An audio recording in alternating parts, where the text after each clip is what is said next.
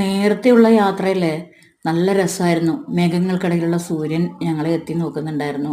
ചുറ്റും മരങ്ങളും എല്ലാം തണുപ്പിൽ മുങ്ങി കുളിച്ചു നിൽക്കുന്നുണ്ടായിരുന്നു.